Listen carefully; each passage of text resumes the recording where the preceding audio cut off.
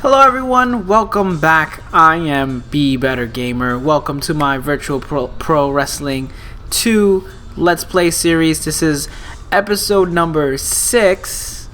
When I recorded episode number 5, I mistakenly said that was episode number 4. It wasn't, it was episode number 5. That makes this one number 6. I am making sure I'm not making that mistake again. But thank you for joining me. If you are returning, I appreciate it. And if this is your first time watching it, I am Be Better Gamer. This channel is mostly dedicated to the AKI developed wrestling games that were on the N64, starting from WCW vs. NWO World Tour, going all the way to WWF No Mercy. I've been focusing on 3 games of that series, 3 my favorite ones from that series, and that's WCW NWO Revenge, WWF No Mercy, and Virtual Pro Wrestling 2. Right now, I am in the Royal Road Secession. Last episode, I unlocked Atsushi Onita, and the whole point of playing Royal Road Secession as Masahiro Chono was to unlock Atsushi Onita, but I'm gonna keep going. I'm gonna do the whole Royal Road Secession with Masahiro Chono. Why stop now? Especially why stop now? Because after you unlock Atsushi Onita, when you're thrown into the month of September, they throw you into a tag team tournament. And the tag team tournament, I was trying to do research to see what tag team tournament this was in All Japan. I don't know if it's just a random tag team tournament they put in the game, or if it holds some sort of significance. I know it's not the real world, the world's strongest tag determination league, because that comes later on in December in the game. But whatever, when you beat the tournament, you unlock Dory Funk Jr. and Terry Funk. So this whole episode is dedicated to that tournament. On the heels of unlocking Atsushi Onita, I'm going to give you guys another unlock video. 2 legends in the history of professional wrestling, Terry Funk and Dory Funk Jr. I'm going to admit, when this game came out, it was January of 2000, I wasn't familiar with a lot of these legends. Like Atsushi Onita and FMW. I was kind of aware of him only because he was still active during that time. Dory Funk Jr. and Terry Funk, I obviously knew who Terry Funk was, but I knew him more so because of his ECW stuff and his WWF stuff. In WWF, he was Chainsaw Charlie, and he rolled with Cactus Jack for a little bit, and they touched up briefly about his legacy in Japan. But really, when he was Chainsaw Charlie in WWF, they really talked about Terry Funk's hardcore wrestling background, especially in ECW. They play that up a bit also because of all his death matches that he was a part of. But Terry Funk and Dory Funk Jr., their legacy to wrestling goes beyond that. And I wasn't very familiar with it back then. It wasn't until I got a little bit older and I started, researching a lot of these, quote-unquote legends, the Harley Races, the Bruno Sammartinos, the Jack Briscoe, Jerry Briscoe. They were before my time, so I wasn't really aware of them.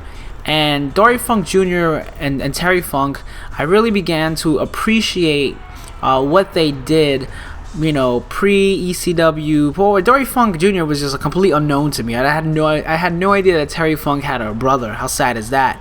Meanwhile, Dory Funk Jr. had so much influence during his time as NWA World Heavyweight Champion, and especially with All Japan. So I talked about this in my introduction of Virtual Pro Wrestling 2 video, and if you're not already aware, but Virtual Pro Wrestling 2 has the All Japan Pro Wrestling license, and Terry Funk and Dory Funk Jr. were gods in All Japan Pro Wrestling. A lot of that had to do because of Giant Baba, Shohei Baba, who helped found All Japan. His relationship with the Funk's dad. It's escaping me right now, but their dad, Terry Funk's, Funk Senior, I guess you will. Dory Funk, Dory Funk Senior, because Junior, I'm an idiot. Dory Funk Senior and his relationship with Shohei Baba, he and his sons went over to Japan, and they treated them like royalty every time they went. But after Dory Funk passed, that's when Dory Funk Jr. and Terry Funk started heading out to Japan a lot more frequently. This was like around the early 80s and late 70s. And instantly, they were just fan favorites over there. Now, usually, American wrestlers, especially around that time in the 70s and the 80s, and even probably before that, whenever any non-Japanese wrestlers, specifically American wrestlers, or even sometimes English wrestlers, they're called gaijins, and they're mostly always heel. Stan Hansen, Vader, Bruiser Brody, they're all heels. Dory Funk Jr. and Terry Funk, they definitely still did a lot of their brawling, and broke the rules here and there, but they were loved. They really were loved, and I think a lot of that had to do was because, these guys put in so much work. Even if you watch their stuff from like the 70s, watch like their NWA stuff, it's like you didn't go a match without one of them wrestling like an hour. Like every Dory Funk Jr. match, you gotta like sit down and watch it because it's gonna be an hour. A lot of the big time matches, these guys did Broadways all the time, non-stop. Dory Funk Jr. is hailed as kind of a genius when it came to doing the hour-long Broadway, because his philosophy was, he can wrestle an hour no problem because he knew how to break up an hour-long match by like 10-minute segments. And it sounds simple, 10-minute segments, that's easy enough, but it's not. It's really complicated. I mean, doing a 10-minute match is complicated in itself. How you start and who gets the momentum going, when does the comeback happen, when do you do those false finishes. So imagine doing that for a whole hour. We don't get a lot of hour-long matches in the WWE, or in any other promotion for that matter. I know Ring of Honor, sometimes they would like to do really long matches, but the most significant hour-long match, actually I think it was the first time WWF actually tried to do it, was the Bret Hart Shawn Michaels Iron Man match at WrestleMania, and that was an hour-long match. And there's been a few others peppered out here or there, but this used to happen all the time. All right, we're talking about like house shows. We're talking about like non-televised matches. The Funks would go out there, and whether they were wrestling solo or they were wrestling tag team, these guys were, at minimum putting in like 45 minutes. Not to say like all their matches, but a lot of their matches were. And to go over there in Japan and be one of the top stars, I think a lot of it came to, because of Baba's respect with the Funk family and being contemporaries with them, but at the same time, the fans being so welcoming. Terry Funk and Dory Funk, or is it just Terry Funk? It might have been just Terry Funk. Oh yeah, Terry Funk is on the Ross Report. There's a recent episode, I think it came out like a little over a month ago, with Terry Funk on the Ross Report, and he gives a little bit of insight as to how that relationship started with Giant Baba and All Japan. And it's actually very interesting because Terry Funk's dad served in the war, World War II. So there was a lot of tension there with Terry Funk's dad going to Japan and vice versa. And that's why you think about when the war ended and the impact that America had with the bombing of Hiroshima and things like that, and how devastated Japan was as a country after World War II. Flash forward 10-15 years later, you got these wrestlers coming in. Of course people are gonna hate them. That tension is still there. I mean, I guess the most recent example could be 9/11, and when they tried to do the whole stupid terrorist gimmick in the WWE, and people just did not like it. It was too close to home, it was too soon, and the tensions were too high. And that wrestler wasn't even he was an Italian dude playing some like Middle Eastern terrorist. That was so messed up. But having these American guys come over, of course people are gonna boo him, because that's when the blurring of wrestling and real life gets a little too close and you can't tell the difference. So their history with that is very interesting, and to see how it opened up, I really recommend you listening to Jim Ross, Ross Report on a regular. I listen to it all the time. I'm a big fan. But it's stuff like that. He interviews a lot of these classic wrestlers, a lot of the wrestlers who are in the game. He wrestles Stan Hansen. He interviews Stan Hansen. He interviews Vader. So a lot of the American wrestlers are in in this game. He interviews, and that's pretty cool. So I'll give you a little bit more history, because I only know so much. I'm not like a Jim Ross. I haven't seen it all. But yeah, so Dory Funk and Terry Funk, they were so over. And I was actually, when I was doing research for this article, for this episode, to find a little bit more information, to get some more specifics, I stumbled upon an article about wrestlers who were more popular in Japan than they were in the WWE, and that was actually sparked by, because Albert came back to the WWE and he was wrestling as Tenzan, and he was so over as Giant Bernard in Japan, and then he comes back to the WWE and Tenzan gimmick goes nowhere, and then all of a sudden he's dancing with Brodus Clay. So they went through all these wrestlers who were way over in Japan than they were so here in America or in the WWE. WWF is specifically, they were pointing out. And Terry Funk and Dory Funk Jr. were on the list. Now, again, Terry Funk, probably a lot of people remember his accomplishments in ECW, but yeah, when you look what he did at WWF, he didn't really do anything. And Dory Funk Jr., he didn't really do much of anything. I think they're both in WrestleMania 2 or 1. They're in one of the earlier WrestleManias. Dory Funk Jr., I think, was in WrestleMania 3. I could be wrong. But they didn't really do much, and in Japan, oh man, these guys, they were so over. Specifically All Japan, in All Japan Pro Wrestling, they were one of the top tag teams of all time, and they had pretty good singles careers. I think Dory Funk Jr. had the better singles career than Terry Funk, but in the World's Strongest Tag Determination League. That's an annual tournament that All Japan Pro Wrestling does every year, hence why it's annual. I'm being very redundant tonight. I apologize. But yeah, the World's Strongest Tag Determination League, some people know it as like the Real World Tag League.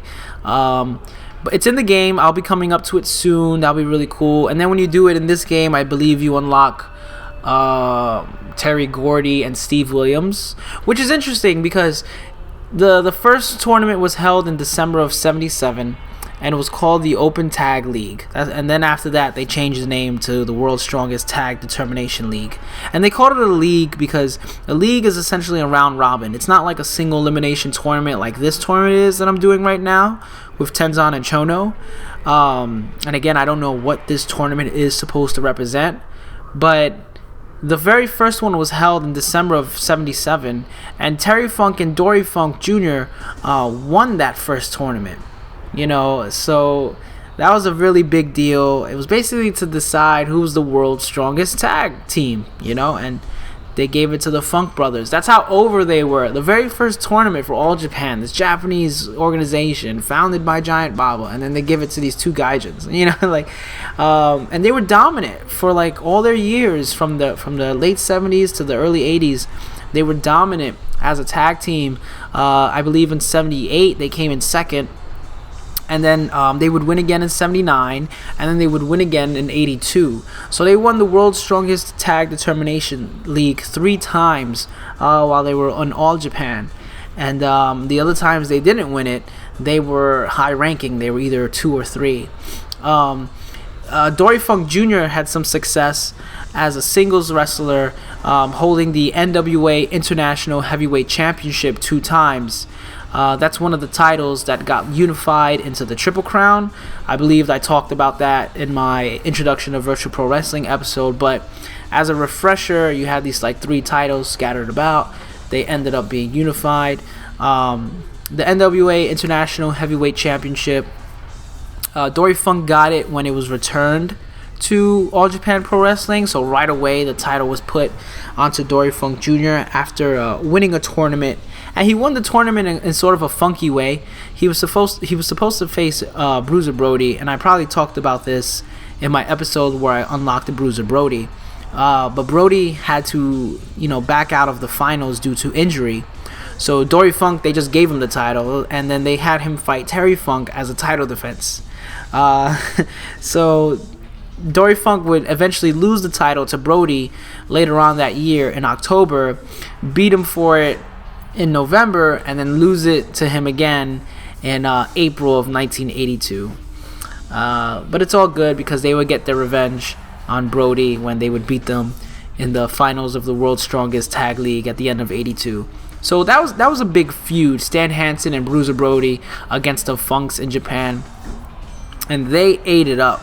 I mean, they loved it, and Stan Hansen and Bruiser Brody, they came in second in 82, and they would go on to win it in 83. And the reason why they won it, if you will, was because the Funks weren't teaming together. They couldn't repeat, In 83, Dory Funk Jr. was actually teaming with Giant Baba. Terry Funk wasn't there for whatever reason. So in 84, there was a lot of anticipation to see Stan Hansen and Bruiser Brody against Terry Funk and Dory Funk Jr. because for the past 2 years, they've been going at it at the strongest, tag determination league. And, that match they had in 1982 was fantastic. So it set the stage for their 84 rematch. And actually, that match was given a 5-star rating from the Wrestling Observer newsletter, run by Dave Meltzer. And I believe I also covered this in the Bruiser Brody. But you can watch that match on YouTube. It's a great match. It's a great match. There's a common perception that the Japanese audience is very quiet. And that's true. That's so true. They're a lot more reserved than the American audience is. That's for damn sure. But they do know how to vocalize, and they definitely pick their moments when to vocalize. And then there's some times where they just lose their mind throughout a whole match. And in the 1984 tag match between the Funks and Hansen and Brody, if you really want to see the Funks in their element, go watch that match. And that's not even them in their prime. I would say the Funks together as a team, them in their prime was a little bit earlier. It was a little bit in the early 80s, maybe late 70s. They were really in their prime. Probably even earlier, probably mid 70s. From mid 70s to late 70s, they were in their prime as a tag team, and really taking the world by storm. Dory Funk Jr. was on top of the world in the early 70s, and I wasn't even a thought in my parents' brain in the 70s. That's how far back we're talking. But Dory Funk Jr., he won the NWA World Heavyweight Championship, and this was the championship that he toured throughout the territories, and he won it on February 11th, 1969 in Florida, Tampa, Florida, and he beat Gene Kiniski. He beat Gene Kiniski, and they said it couldn't be done, and he beat Gene Kiniski. And Dory Funk Jr. would go on to hold the title for over 4 years. 4 years he held that title.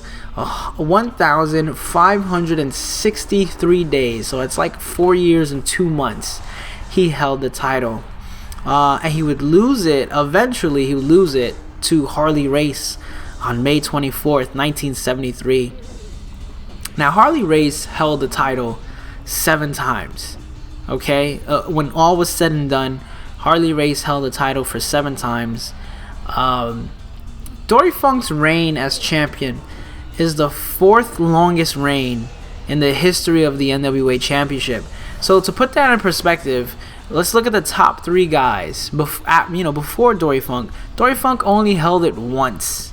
Okay, and he's 1,563. Harley Race held it 7 times, and his total is 1,799. So it took him 7 times to beat Dory Funk's junior record by a little bit, if you really think about it, which is nuts, which is crazy to me.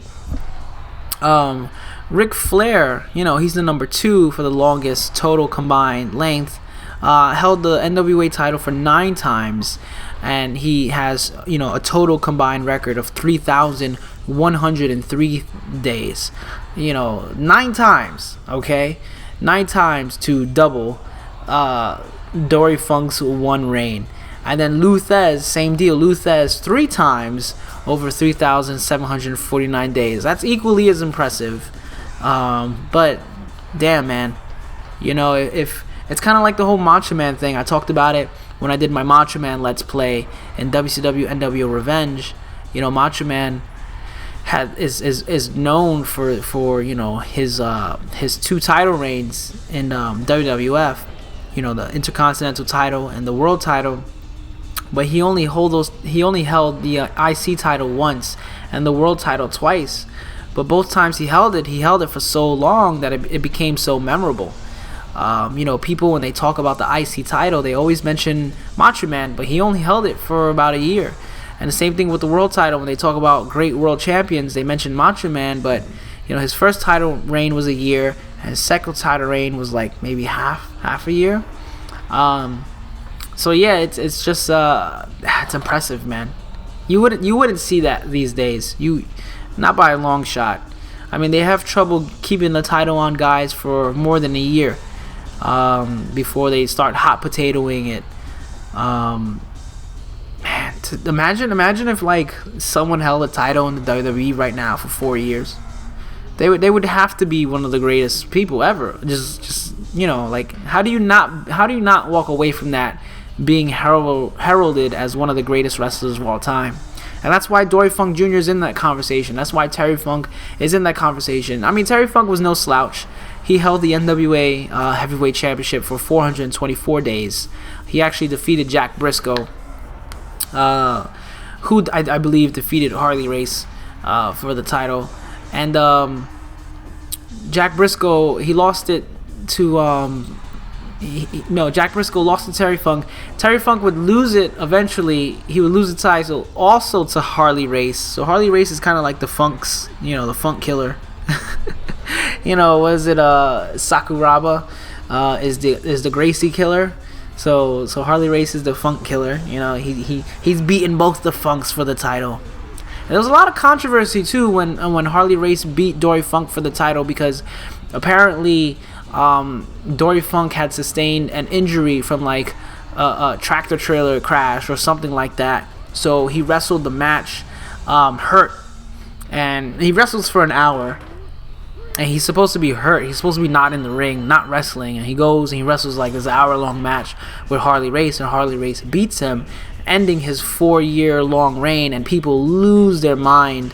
And there's a lot of speculation that was just all part of the kayfabe. It wasn't really an injury. That was just a way to give the title a lot of heat by transferring it over to Harley Race. But Dory Funk Jr. to this day will say, nope, I was really injured, and he only beat me because I was hurt. You gotta love those old school wrestlers, man. They stick to their story. They stick to it. But look, we're already in the finals. And this episode I'm not gonna do look at that, Super Delfin and Gran Naniwa made it to the finals. Freaking had like all these heavyweights in there, and you got Delfin and Naniwa making it to the end. A part of me was thinking that this tournament was supposed to be reminiscent of the All Japan Pro Wrestling Junior Heavyweight Tag Tournament, but I don't know if it was supposed to be. It'll be interesting to see if it was or if it wasn't. I don't know. But if someone knows of an annual tournament in September that All Japan Pro Wrestling runs, or maybe it's a tournament from another promotion. See, I don't know. I was thinking about that, but I think the Royal Road Secession really does stick to the scheduling of All Japan Pro Wrestling. I don't think they incorporate the other promotions, although I think they do incorporate the Tokyo Dome show. I think they incorporate that match, but then again, see, it makes sense for them to incorporate that, because All Japan has been known to participate in the Tokyo Dome show here and there, so that's not uncommon. You know, I mentioned in my Stan Hansen video, you know, Stan Hansen and Vader fought at the Tokyo Dome show, and that was like kind of a cross promotion. Stan Hansen was representing All Japan Pro Wrestling, and Vader was representing New Japan. Or, yeah, right? Yeah. And then Vader would later join All Japan. But at that time, Vader was representing New Japan. It gets so confusing because they keep going back and forth. So yeah, I'm fighting Delfin and Naniwa, 2 junior weights that, you know, represent Michinoku. I can't wait till I delve into their stories. Speaking of tournaments and leagues and all that stuff, you know, down the road, I want to do a series of videos about a lot of the famous tournaments, you know, like the Climax, the G1 Climax, and the Super J Cup, and definitely the Super J Cup, because like I want an opportunity to talk about all these great junior heavyweights in the game. I love the roster in this game, man. It's like a who's who of Japanese wrestling. It's fantastic. Probably the strongest roster in all the video games. You know, I have a soft spot for the WCW NWO Revenge roster, only because that's kind of like a landmark roster in a way. You know, it's got all the NWO guys and WCW guys, and not a lot of those guys made it to the other games because not a lot of them went to WWF. You know, we got Guerrero and Malenko and Saturn and Jericho, but you know, none of the cruiserweights are in the later WWF, you know, games, and a lot of the NWO members aren't. So, well, they're all great rosters. They're all really great rosters, but I just love the Virtual Pro Wrestling 2 roster. The quality, you know, of wrestlers that are in this game is just through the roof. But anyway, let's see, what else can we talk about with the Funks? You know, I'm not gonna do a match. Again, I'm gonna do like how I did with the Onita video. I'm gonna show you how you kind of edit them a little bit, and same thing here with Onita, like how you have to unlock his outfit later on. You got to do the same thing with Terry Funk's like pants, his like little red and black pants that he's more well known for here. You know, those striped outfit that he wore a lot in ECW, and he wore it a bit over there in Japan, especially when he was going through his like hardcore wrestling, you know, when he was really embracing that. But you know, their outfits were so simple. You go back, you look their stuff up, they just wore like regular like blue tights, red tights, you know, no frills. And maybe they'll wear a knee pad if they were feeling like it. Apparently some of the old wrestlers used to say that, you know, if you wore a knee pad, you were a sissy. Which is like kind of messed up. It's like, you know how much damage these guys were taking to their knees? And it's like, well, don't wear a knee pad, you're a sissy. Oh, they were so tough. They were so tough. You look at them, you know, you look at the Funks. I think the one thing that stands out the most to these guys is that, you know, a lot of them, I mean, who knows if they were using or not, but you look at a lot of their body types, and their body types are just so awkward and strange. You know, it's not like what we're used to. We're used to guys looking so fit, and you know, they've got muscles on muscles. And you look at Dory Funk kind of looks out of shape, but he's wrestling for an hour. He's wrestling for an hour back to back. He's like running around doing crazy stuff. Like, the dude's not out of shape at all. He's totally in shape, and he's probably strong as heck, and you don't even realize it. You know, same thing with like Stan Hansen. Stan Hansen just looks like a big fat dude, but the way that guy runs across the ring, and the dude's probably so strong. You know, it's just amazing that their fitness came from just wrestling all the time. So they had these like just awkward bodies because they weren't really like in the gym. It's like, oh, I gotta make my body look like this. I gotta do CrossFit. I gotta do that. You know what I mean? Like, they were just functional body types. And it's hilarious to look at that, because like Dory Funk doesn't look that intimidating. But I'm telling you, if you've never seen a Dory Funk Jr. match, you know, go on YouTube. You know, spare an hour of your time because they're long, and watch these guys work, and really watch and pay attention to what they're doing, how they're working the crowd, how they're working their opponent, how they keep the momentum going so you stay interested. But like, they're tough dudes, man. They are tough dudes. I would like to see that. Like a gimmick. I want to see like an old school gimmick. You know, someone who embraces the old school. He comes in, you know, he's no Kevin Steen is kind of like an old school gimmick if you think about it. You know, he's Kevin Owens in NXT. He's got a little bit of that old soul, especially the way he wrestles. You know, he leaves the ring right away. You know, he doesn't fight you right away. He plays the mind games. But you know, his body type is not the prototypical body type. But he can go, man. He out of nowhere he pulls off these like, you know, high spot moves, and yeah, it's just I love that stuff. There's just something about those classic matches when you watch them. You know, there's always, you know, it's not real. You know it's a work still, but there's just something tangible there. Like, these are just tough guys, and they're telling a story, and it's engaging. And I don't know, I love it. I'm a big fan of it, and I think that's why Terry Funk and Dory Funk did so well in Japan, is because that's what the strong style is all about. You know what I mean? So I highly recommend, if you haven't watched it, I think it'll definitely change your view on wrestling. But see, here you go, Terry Funk and Dory Funk. Now, what's interesting about this, usually the hidden characters, they're very different, you know, because they don't have the rights. But Terry Funk and Dory Funk actually have their faces. They have their faces. Just, you know, maybe there's just some things about them that's a little off. You know, their boots are a little off. But that's basically them. I mean, Terry Funk's hair is off. Dory Funk's hair is a little off. But that's their faces. That's Terry Funk bouncing around, and that's Dory Funk. He's the sadder one of the two. That's how I always told them apart. So here we go. So you beat the tournament, and you get to face them, and then you unlock them. So you will see them in action, but you know, they don't give me too much trouble, or do they? I don't remember how long this match went, but you know, I do know I win. And again, I thought it was strange that they don't. You know, I didn't know that they won the first World's Strongest Tag Determination League, but looking back on it, I'm like, oh, why don't you just unlock them during that tournament? Why do you unlock Steve Williams and Terry Gordy? I mean, Steve Williams and Terry Gordy, they had success in the tag league, but not as much times as the Funks. And especially to be the first winners of it, I think that would be a kind of a cool unlock, you know? But whatever, who cares? You unlock them, no big deal. It's the same thing, doesn't change anything. Dory Funk Jr., I think I should mention, I didn't mention this before. Dory Funk Jr. actually invented the Texas Cloverleaf. I didn't know that either.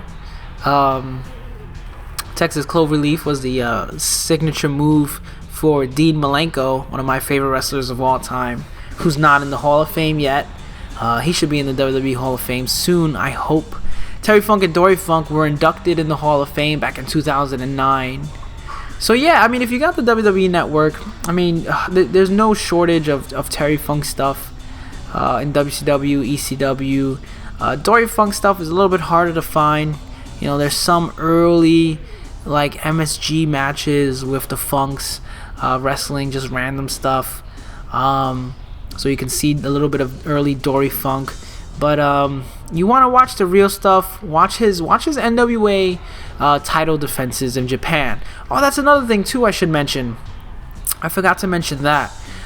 So when Dory Funk Jr. won the NWA championship, he brought it over to Japan, and it was the first time since Lou Thesz that the title was defended in Japan. So that was a big deal, and I think that's what also helped put Dory Funk Jr. over, was that he brought the title to Japan.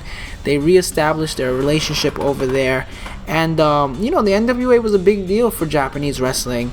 There was a lot of talent that went over there from the NWA, and parts of that relationship carried over definitely when WCW was doing a lot of talent exchange with New Japan. So you know, there's a lot of history there. But that was a big deal, and like right away, I think he faced Saruda and it's either Baba or Tenryu. Shoot, I should have wrote that down. But basically, his first 2 title defenses were back to back, and they both were an hour long. So you gotta imagine this dude in 2 nights wrestled hour-long title defenses. So not just regular matches, not just matches against scrubs, against like all Japan's top wrestlers. So you know that he's gotta give it his all. You know he's gotta go all out. Watch those matches. They're on YouTube. You know, watch Dory Funk Jr. Jumbo Tsuruta, and I think it might be Baba. It's either Baba or Tenryu. You know, I want to say it's one of them, but yeah, watch that stuff. I highly recommend watching the. There's another great tag match with the Funks. The Funks take on Giant Bamba and Jumbo Tsuruta. Now, if you want to watch the Funks way past their prime. They wrestled. They had like a reunion match a few years ago in Japan, and that's the one thing about the Funks. They don't know when to quit, especially Terry Funk. But Dory Funk Jr. is, you know, he's not excused from that either. They're both still wrestling. Terry Funk has had maybe like 1,000 retirement matches. But I guess, you know, that's their love, that's their passion. Dory Funk actually, you know, so Dory Funk Jr. actually has a finishing school, and a finishing school is a place where you go that you've already been wrestling for a while, but you need polish. Maybe you're missing something. Maybe like, you know, you're missing something in your arsenal, or just something about you, the way you're working, that you're kind of stuck. You've been wrestling for a few years, and maybe you feel like you're plateauing. So you go to a finishing school, and they help you achieve that. They help you move on to the next level. It's kind of like maybe like going to graduate school, you know, and definitely going to a school where Dory Funk Jr. is the trainer and the owner. That's definitely going to graduate school, you know. You're getting your master's in professional wrestling by going to Dory Funk Jr.'s finishing school, and actually the finishing school helped. A lot of the WWE guys, a lot of the WWF would send their talent to Dory Funk's finishing school. Brock Lesnar went through there briefly. Kurt Angle went through there, most notably. Rhino, a bunch of guys went through there, and yeah, he did that. That's pretty cool, and he still runs it. Terry Funk is still wrestling and doing crazy stuff, and it was funny, like. Terry Funk talked about using like a table for the first time in WCW in the match against Ric Flair, where he pile drived Ric Flair through the table, and that was like a big deal. But Terry Funk already had been doing that over in Japan, and that was a big deal too. And you know, Jim Ross was kind of poking at him, like, you know, like, you're so old, like you keep doing these crazy things. When do you stop? And Terry Funk was like, you know, if I feel like doing it in the match, I'll do it. You know, if I feel like doing a moonsault, I'll do it. Hey, why not? And you gotta love that. You gotta love these guys putting their body on their line. I mean, I'm not anywhere near as old as they are, and I wouldn't do that stuff. Well, maybe it's because I'm lazy. So, you know, these guys work hard. It's cool to see that.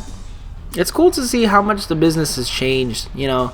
This right here is kind of like the changing of the guard. You know, we're watching Tenzan and Chono. You know, I'm playing as Tenzan and Chono, and they were like, you know, the badass, aggressive, you know, no frills.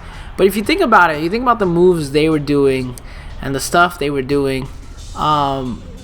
Those were like, you know, killer moves back then. You know, like a Tombstone pile driver was like a killer move.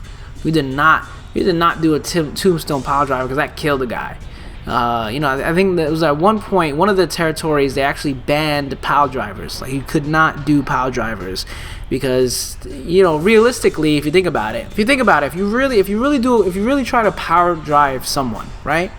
If you take someone and you're not trying to protect them, you're not trying to, you know, make sure their head is above your knees, and if you sit out or whatever, you're trying to break their neck. You're trying to kill them.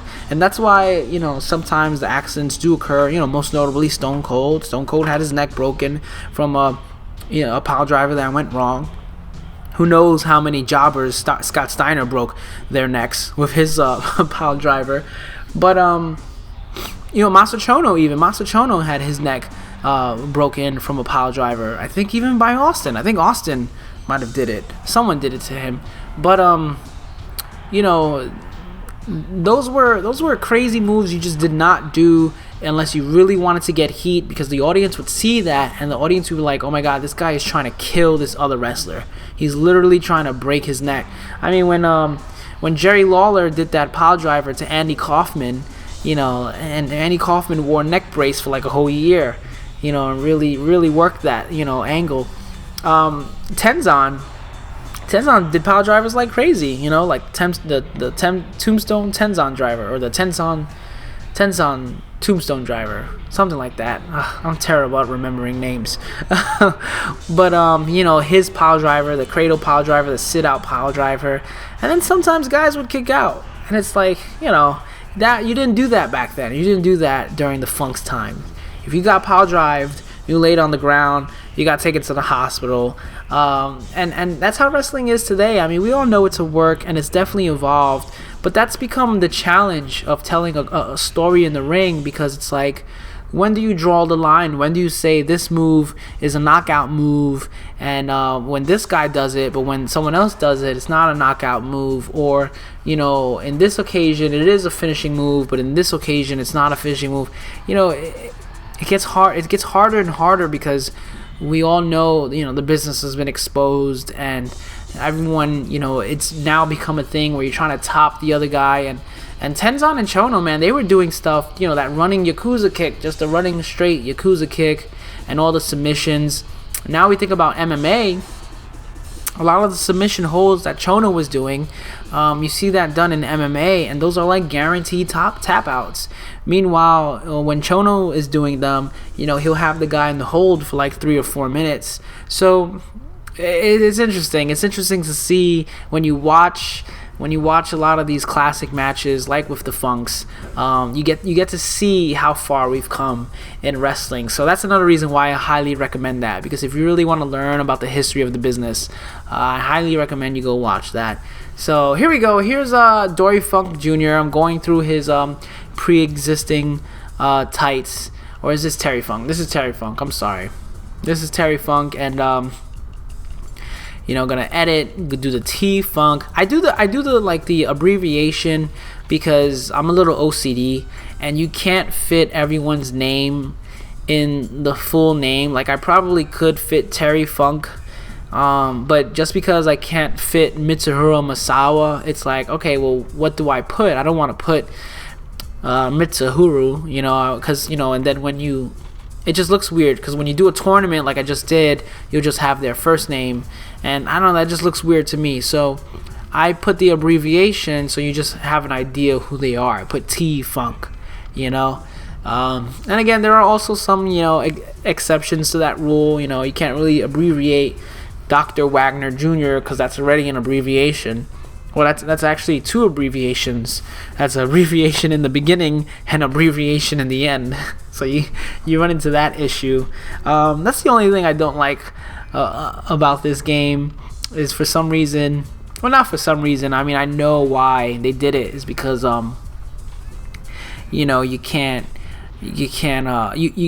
can spell out more words with the Japanese alphabet than you can the American alphabet, so they didn't have to make it that long.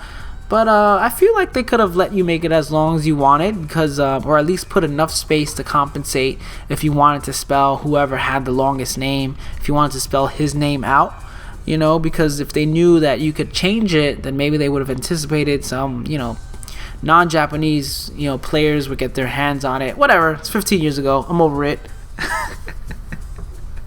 It sounds like I'm not over it, like I'm still harping about it, like it still gets under my skin, but it doesn't get under my skin. It really used to bother me back in the day, and I swear I'm over it. I'm over it now, guys. Don't worry about it. I'm over it. So yeah, D-Funk Jr. And here too, it's like D-Funk Jr. Like, it looks so silly. It's like, oh, D-Funk Jr. That sounds like a DJ name. D-Funk Jr. And then, what do I put here? Do I put Funk Jr.? Can't put Funk Jr. because I already put Funk. So I'm like, let me put Dory. My OCD is going crazy right now. It's coming back. It's all coming back to me. But Dory Funk, here he is. He's so boring with his outfit, right? So, but again, I'm gonna make him skinnier. They made him fat for some reason. He's not fat. He just has a weird body type. But he's not. I wouldn't say he's fat. So you don't really have to change too much with the head or anything. Actually, he's like good to go. He's not like Terry Funk where you have to unlock pants or anything like that. He's pretty much got his outfit set. And I was looking at I'm actually looking at a Game Facts guide where they give you the roster edits, and they gave him those shoes, and I get why they gave him those shoes, but I was like, no, I'm gonna give him his like regular boots, because that's kind of silly. And I'm actually gonna go back and edit them some more, you know, change the color of their outfits, give them a little bit variety, but that's about it. So I hope you enjoyed the video. Very simple, just unlocking the funks, and you know, we'll continue on with Masahiro Chono on my road to finishing up the Royal Road Secession. And yeah, we'll see what adventures that takes us on, what other fun stuff I can talk about, what other cool people I'll unlock. I'll have a lot of great people coming up soon. I hope you enjoyed this video. I'll be getting back to, I'll probably do maybe one more Virtual Pro video, then I'll go back to like No Mercy or Revenge for a little bit. Maybe start one of the new championships in No Mercy. Keep playing as some guys in Revenge. But yeah, if you like this video, please let me know. Put a like, comment, you know, all that jazz. You've watched YouTube videos before, you know what to do. Thanks again for watching. Keep watching wrestling. Subscribe to the network. Subscribe to New Japan World. And I'll see you guys next time. Thanks a lot.